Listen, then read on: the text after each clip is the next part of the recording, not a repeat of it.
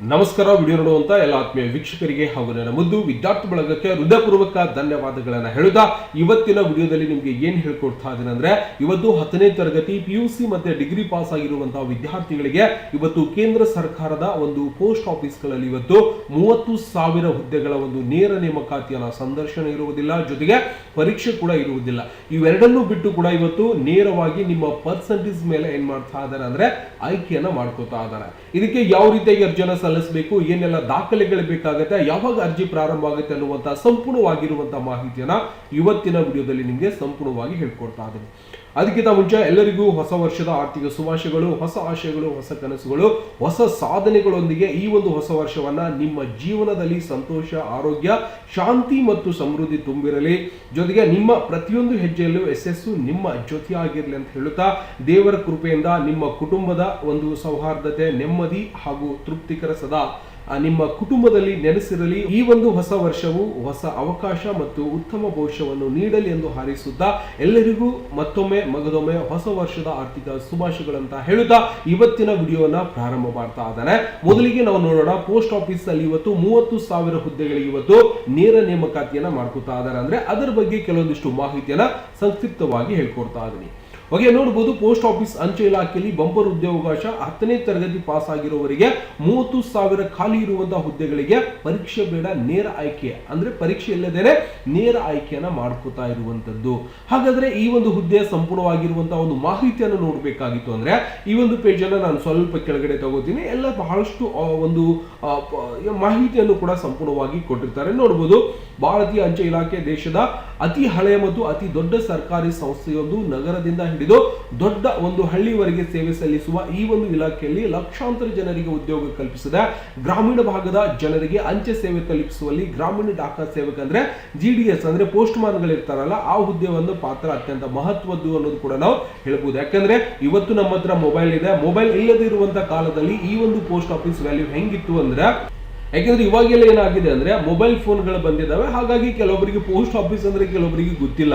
ಯಾಕಂದ್ರೆ ಈಗಿನ ಪೀಳಿಗೆಯವರಿಗೆ post office ಅಂದ್ರೆ ತೋರಿಸ್ಬೇಕಾಗತ್ತೆ, ಇದು ನೋಡಪ್ಪ ಪೋಸ್ಟ್ ಆಫೀಸ್, ಇದರಲ್ಲಿ ಮೊದಲೆಲ್ಲ ಪತ್ರಗಳಾಗಿರ್ಬೋದು, ಎಲ್ಲ ವ್ಯವಹಾರಗಳು ಇದರಲ್ಲಿ ಬರ್ತಿತ್ತು ಅಂತೇಳಿ ಸ್ವಲ್ಪ ಹೇಳ್ಬೋದು. ಯಾಕಂದ್ರೆ ಮೊದಲೆಲ್ಲ ಹೆಂಗಿತ್ತು ಅಂದ್ರೆ ಕಂಪ್ಲೀಟ್ ಆಗಿ ಪೋಸ್ಟ್ ಆಫೀಸ್ ಮೇಲೆ ಅವಲಂಬನೆ ಆಗಿದ್ವಿ. ಏನೇ ಪತ್ರ ಆಗಿರ್ಬೋದು, ಏನೇ ವ್ಯವಹಾರ ಮತ್ತೆ ಏನೇ ಮಾಹಿತಿಗಳನ್ನ ಕಳಿಸ್ಬೇಕು, ತಲುಪಿಸ್ಬೇಕು, ಮಾತಾಡಬೇಕು ಅಂದ್ರೆ ಒಂದು ಪೋಸ್ಟ್ ಆಫೀಸ್ ಮುಖಾಂತರವನ್ನೇ ನಾವು ಏನ್ ಮಾಡ್ತಾ ಇದ್ವಿ, ಪತ್ರಗಳ ಬರೆಯೋ ಮುಖಾಂತರ. ಆ ಒಂದು ಪೋಸ್ಟ್ ಆಫೀಸಿನ ಮಹತ್ವ ಮೊದಲಿಗೆ ನಮಗೆ ಬಹಳಷ್ಟು ಗೊತ್ತಿತ್ತು. ಬಟ್ ಈಗಿನವರಿಗೆ ಪೋಸ್ಟ್ ಆಫೀಸ್ ಮಹತ್ವ ಅಷ್ಟೊಂದು ಗೊತ್ತಿಲ್ಲ. ಓಕೆ, ಈ ಒಂದು ಪೇಜ್ ಅನ್ನು ನಾನು ಸ್ವಲ್ಪ ಕೆಳಗಡೆ ತಗೋತೇನೆ. ಓಕೆ, ಕೆಳಗಡೆ ನೋಡ್ತಿದ್ದಾರೆ ಯಾವ್ಯಾವ ಹುದ್ದೆಗಳಿಗೆ ಇವತ್ತು ನೇಮಕಾತಿಯನ್ನ ಮಾಡ್ಕೊತಾ ಇದ್ದಾರೆ ಅನ್ನೋದನ್ನ ನಾವು ನೋಡಿದಾಗ, ಈ ಒಂದು ನೇಮಕಾತಿ ಪ್ರಕ್ರಿಯೆ ಮೂಲಕ ಮುಖ್ಯವಾಗಿ ಕೆಳಗಿನ ಹುದ್ದೆಗಳಿಗೆ ಭರ್ತಿಯನ್ನ ಮಾಡಲಾಗುವುದು. ಹಾಗಾದ್ರೆ ಯಾವ್ದಪ್ಪ, ಬ್ರಾಂಚ್ ಪೋಸ್ಟ್ ಮಾಸ್ಟರ್ ಅಂತ ಹೇಳ್ತೀವಿ, BPM ಅಂತ ಇದ್ದಿರತ್ತೆ. ಜೊತೆಗೆ ಇದನ್ನೇನ್ ಕೆಲಸ ಮಾಡ್ತಾರೆ ಅಂದ್ರೆ ಒಂದು ಶಾಖಾ ಅಂಚೆ ಒಂದು ಕಚೇರಿಯ ಮುಖ್ಯಸ್ಥ ಅಂತ ಹೇಳ್ಬೋದು. ಹಣಕಾಸು ವ್ಯವಹಾರ, ಅಂಚೆ ಒಂದು ವಿತರಣೆ ಮೇಲ್ಚಾರಣೆ, ಜೊತೆಗೆ ಗ್ರಾಮೀಣ ಪ್ರದೇಶದಲ್ಲಿ ಪ್ರಮುಖ ಜವಾಬ್ದಾರಿಯನ್ನ ಏನ್ ಮಾಡ್ತಾರೆ ಅಂದ್ರೆ ಈ ಒಂದು BPM ಪೋಸ್ಟ್ ಅನ್ನ ನೇಮಕಾತಿ ಮಾಡ್ಕೊತಾ ಇದ್ದಾರೆ. ಜೊತೆಗೆ ABPM ಅಂತ ಬರುತ್ತೆ. ಅವಾಗ ನಾವೇನ್ ಮಾಡ್ಬೋದು, BPM ಗೆ ಸಹಾಯ ಮಾಡ್ಲಿಕ್ಕೆ ಅಂಚೆ ವಿತರಣೆ ಸಕ್ರಿಯ ಒಂದು ಪಾತ್ರವನ್ನ ಇವರು ಕೆಲಸ ಮಾಡುವಂತದ್ದು. ಜೊತೆಗೆ ಇಲ್ಲಿಂದ ಡಾಕ್ ಸೇವಕ ಪೋಸ್ಟ್ ವಿತರಕರು ಅಂತ ಬರುತ್ತೆ. ಜೊತೆಗೆ ನಾವು ಕೆಳಗಡೆ ನೋಡ್ತೀವಿ ಡಾಕ್ ಸೇವಕ ಪೋಸ್ಟ್ ವಿತರಕರು ಅಂತ ನಾವು ನೋಡ್ತೀವಿ. ಅಂದ್ರೆ ಮನೆ ಮನೆಗೆ ಅಂಚೆ ಪಾರ್ಸಲ್ ವಿತರಣೆ ಮಾಡುವುದಾಗಿರ್ಬೋದು, ಒಂದು ಗ್ರಾಮೀಣ ಒಂದು ಸಂಪರ್ಕ ಸೇತುವೆಯಾಗಿ ಒಂದು ಕೆಲಸ ಮಾಡಲಿಕ್ಕೆ ಇವರಿಗೆ ಒಂದು ಅವಕಾಶ ಇದ್ದಿರುತ್ತೆ. ಜೊತೆಗೆ ಈ ಒಂದು ಎಲ್ಲಾ ಹುದ್ದೆಗಳು ಗ್ರಾಮೀಣ ಪ್ರದೇಶದಲ್ಲಿ ಸಂಬಂಧಿಸಿದವು ಇರ್ತವೆ, ಯಾವುದೇ ಕಾರಣಕ್ಕೂ ಸ್ಥಿತಿಯಲ್ಲಿ ಇರುವುದಿಲ್ಲ. ಇದಕ್ಕೆ ಶೈಕ್ಷಣಿಕ ಅರ್ಹತೆ ಮತ್ತೆ ಯಾರು ಅರ್ಜಿಯನ್ನು ಸಲ್ಲಿಸಬಹುದು ಅನ್ನೋದನ್ನ ನಾವು ನೋಡಿದಾಗ, ಈ ಒಂದು ಉದ್ಯೋಗಕ್ಕೆ ಅರ್ಜಿ ಸಲ್ಲಿಸಲು ಯಾವುದೇ ಉನ್ನತ ಪದವಿ ಅಗತ್ಯ ಇರುವುದಿಲ್ಲ. ಅರ್ಹತೆ ಏನಿರುತ್ತೆ, 10ನೇ ತರಗತಿ ಪಾಸ್ ಆಗಿರಬೇಕು. ಜೊತೆಗೆ ಕನ್ನಡ ಮತ್ತು ಬರೀಲಿಕ್ಕೆ ಸ್ವಲ್ಪ ಅವಕಾಶ ಆಗಿರಬೇಕು. ಅಷ್ಟು ಬರ್ತಿತ್ತು ಅಂದ್ರೆ ಸ್ಥಳೀಯ ಒಂದು ಭಾಷೆ ಕನ್ನಡ ಮಾತಾಡ್ಲಿಕ್ಕೆ, ಓದ್ಲಿಕ್ಕೆ ಬರ್ತು ಅಂದ್ರೆ ಸಾಕು. ಜೊತೆಗೆ ಸ್ವಲ್ಪ ದ್ವಿಚಕ್ರ ವಾಹನ, ಸೈಕಲ್, ಬೈಕ್ ಹೊಡೆಯುವಂಥದ್ದನ್ನ, ಇವತ್ತೇನು ಸೈಕಲ್ ಅಂತ ಬಿಟ್ಬಿಟ್ಟಾರ, ಬಟ್ ಬೈಕ್ ಅನ್ನೋದೇನು ನೀರೊಳಗೆ ಮೀನು ಹೋದಾಗ ಹೋಗ್ತಾವ, ಬೈಕ್ ಎಲ್ಲ ಈಗೆಲ್ಲ ಫಾಸ್ಟ್ ಹೊಡಿತಾರ. ಜೊತೆಗೆ ಕಂಪ್ಯೂಟರ್ ಜ್ಞಾನವನ್ನು ಕೂಡ ಹೊಂದಿರಬೇಕಾಗುತ್ತೆ. ತರಬೇತಿ ಇದ್ದರೆ ಒಂದು ಆಯ್ಕೆಗೆ ಸಹಕಾರಿ ಕೂಡ ಆಗುತ್ತೆ ಅನ್ನೋದು ಕೂಡ ಇಲ್ಲಿ ಹೇಳ್ಕೊಟ್ಟಿರುವಂತದ್ದು. ಅಂದ್ರೆ ತರಬೇತಿ ಪಡೆದಿರುವಂತಹ ಪ್ರಮಾಣ ಪತ್ರ ಕೂಡ ನಿಮ್ಮ ಹತ್ರ ಇರಬೇಕಾಗುತ್ತೆ, ಕಂಪ್ಯೂಟರ್ ಕೋರ್ಸಿನ ಪ್ರಮಾಣ ಪತ್ರ. ನಿಮ್ ಕಡೆ ಇಲ್ಲ ಅಂದ್ರೆ ನಮ್ಮ ಸಂಸ್ಥೆಯಿಂದ ನಿಮಗೆ ಕೊಡ್ತಾ ಇದೀವಿ. ನಿಮ್ಮ ಮನೆ ಬಾಗಿಲಿಗೆ ಕಂಪ್ಯೂಟರ್ ಕೋರ್ಸಿನ ಸರ್ಟಿಫಿಕೇಟ್ ಬರುತ್ತೆ. ಅದನ್ನ ಬೇಕಾಗಿತ್ತು ಅಂದ್ರೆ ವಿಡಿಯೋ ಡಿಸ್ಕ್ರಿಪ್ಷನ್ ಅಲ್ಲಿ ಅಥವಾ ಗುರು ನಾನೆಕ್ಸ್ ಅಂತ ಇನ್ಸ್ಟಾಗ್ರಾಮ್ ಐಡಿ ಇರುತ್ತೆ, ಅಲ್ಲಿ ಬಂದು ಕಾಂಟ್ಯಾಕ್ಟ್ ಮಾಡ್ಕೊಂಡು ನೀವು ಕಂಪ್ಯೂಟರ್ ಕೋರ್ಸಿನ ಸರ್ಟಿಫಿಕೇಟ್ ಕೂಡ ಪಡೆಯಬಹುದು. ಜೊತೆಗೆ ವಯೋಮಿತಿ ವಿವರ 18 ವರ್ಷದಿಂದ 40 ವರ್ಷದ ಒಳಗಿರುವಂತವರು ಎಲ್ಲರೂ ಕೂಡ ಅರ್ಜಿಯನ್ನು ಸಲ್ಲಿಸಬಹುದು. ವಯೋಮಿತಿ ಸಡಿಲಿಕೆ 5 ವರ್ಷ 3 ವರ್ಷ ಕೂಡ ಇದ್ದಿರುತ್ತೆ. ಜೊತೆಗೆ ಅಂಗವಿಕಲಿತ ಅಭ್ಯರ್ಥಿಗಳಿಗೆ ಸರ್ಕಾರದ ಒಂದು ನಿಯಮಾನುಸಾರ ಅವರಿಗೆ ನೇಮಕಾತಿಯನ್ನು ಮಾಡ್ಕೋತಾರೆ. ಆಯ್ಕೆ ಪ್ರಕ್ರಿಯೆ ಯಾವ ರೀತಿಯಾಗಿರುತ್ತೆ ಅಂದ್ರೆ ಯಾವುದೇ ರೀತಿಯ ಪರೀಕ್ಷೆ ಇರುವುದಿಲ್ಲ. ಈ ಒಂದು ನೇಮಕಾತಿ ಅತಿ ದೊಡ್ಡ ಪ್ಲಸ್ ಪಾಯಿಂಟ್ ಅಂತ ಹೇಳ್ಬೋದು. ಯಾಕಂದ್ರೆ ಯಾವುದೇ ಲಿಖಿತ ಪರೀಕ್ಷೆ ಇಲ್ಲ, ಸಂದರ್ಶನ ಕೂಡ ಇರುವುದಿಲ್ಲ. ಜೊತೆಗೆ 10ನೇ ತರಗತಿ ಅಂಕಗಳ ಮೆರಿಟ್ ಆಧಾರದ ಮೇಲೆ ನೇರ ನೇಮಕಾತಿಯನ್ನು ಮಾಡ್ಕೋತಾರೆ. ಜೊತೆಗೆ ಅತಿ ಹೆಚ್ಚು ಗಳಿಸಿರುವ ಅಭ್ಯರ್ಥಿಗಳಿಗೆ ಮೊದಲ ಆದ್ಯತೆಯನ್ನು ಕೊಡ್ತಾರೆ, ಆಮೇಲೆ ಸ್ವಲ್ಪ ಕಡಿಮೆ ಮಾಡ್ಕೋತಾ ಬಂದು ನೇಮಕಾತಿಯನ್ನು ಮಾಡ್ಕೋತಾರೆ.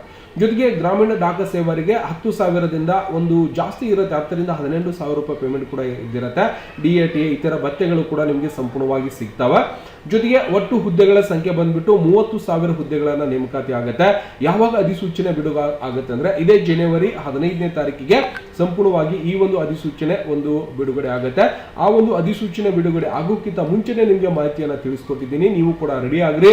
ಅರ್ಜಿ ಸಲ್ಲಿಸಲಿಕ್ಕೆ ಒಂದು 100 ರೂಪೀಸ್ ಒಂದು ಪೋಸ್ಟಿನ ಒಂದು ಚಾರ್ಜ್ ಇದ್ದಿರುತ್ತೆ, ಅಂದ್ರೆ ಆನ್ಲೈನ್ ಪೇಮೆಂಟ್ ಮಾಡಬೇಕಾಗಿರುತ್ತೆ.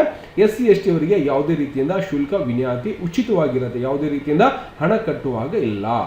ಅರ್ಜಿ ಹೆಂಗೆ ಸಲ್ಲಿಸಬೇಕಪ್ಪ ಅಂದ್ರೆ ಅಧಿಕೃತ ವೆಬ್ಸೈಟ್ ಕೂಡ ಹೇಳ್ಕೊಡ್ತೇನೆ. ರಿಜಿಸ್ಟ್ರೇಷನ್ ಯಾವ ರೀತಿಯಾಗಿ ಮಾಡಬೇಕು, ಶೈಕ್ಷಣಿಕ ಮತ್ತು ಶೈಕ್ಷಣಿಕ ವಿವರ ಭರ್ತಿ ಮಾಡುವಂಥದ್ದು, ದಾಖಲೆಗಳನ್ನು ಅಪ್ಲೋಡ್ ಮಾಡಿ ಶುಲ್ಕ ಪಾವತಿಸುವಂಥದ್ದು, ಫಾರಂ ಒಂದು ಸಬ್ಮಿಟ್ ಮಾಡಿದ ನಂತರ ಪ್ರಿಂಟ್ ಅನ್ನ ತಗೊಂಡ್ಬಿಡ್ಬೇಕು.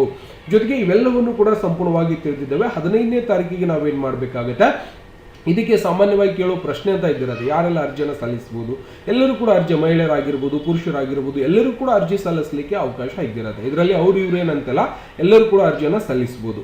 ಜೊತೆಗೆ ಇಷ್ಟೊತ್ತನ ಹೇಳಿರುವಂಥ ಮಾಹಿತಿ ಗೊತ್ತಾಗಿದೆ ತನಗುತ್ತಾ ಅದನ್ನ, ಯಾಕೆಂದ್ರೆ ಹೊಸ ವರ್ಷದ ದಿನ ಒಂದು ಹೊಸ ಸುದ್ದಿಯನ್ನು ಕೇಳಿದ್ದೀವಿ. 30,000 ಹುದ್ದೆಗಳ ಭರ್ತಿ ಕೇವಲ ಇನ್ನು 15 ದಿನಗಳಲ್ಲಿ ಈ ಒಂದು ಅಧಿಸೂಚನೆ ಮತ್ತೆ ಆನ್ಲೈನ್ ಅರ್ಜಿಗಳು ಕೂಡ ಸಂಪೂರ್ಣವಾಗಿ ಬಿಡ್ತಾರೆ. ಅಧಿಸೂಚನೆ ಬಳಿಕ ನಾವು ಏನ್ ಮಾಡಬಹುದು, ಈ ಒಂದು ವೆಬ್ಸೈಟ್ಗೆ ಹೋಗಿ ಆನ್ಲೈನ್ ಮುಖಾಂತರ ಅರ್ಜಿಯನ್ನು ಸಲ್ಲಿಸಬಹುದು. ದಯವಿಟ್ಟು ಹೇಳಿರುವಂತಹ ಮಾಹಿತಿ ಇಷ್ಟ ಆಗಿತ್ತು ಅಂದ್ರೆ ಲೈಕ್ ಮಾಡೋದನ್ನ ಮರಿಬಾರ್ದು. ಮತ್ತೆ ಸಿಗೋಣ ಮುಂದಿನ ವಿಡಿಯೋದಲ್ಲಿ. ಅರ್ಜಿ ಬಿಟ್ಟಿದ್ದ ನಂತರ ಆನ್ಲೈನ್ ಅರ್ಜಿ ಸಲ್ಲಿಸುವಂತಹ ವಿಧಾನವನ್ನ ಮುಂದಿನ ವಿಡಿಯೋದಲ್ಲಿ ಹೇಳ್ಕೊಡ್ತಾ ಇದ್ದೀನಿ. ಮತ್ತೆ ಸಿಗೋಣ ಮುಂದಿನ ವಿಡಿಯೋದಲ್ಲಿ. ನಮಸ್ಕಾರ. ವಿಡಿಯೋ ನೋಡುವಂತಹ ಎಲ್ಲ ಆತ್ಮೀಯ ವೀಕ್ಷಕರಿಗೆ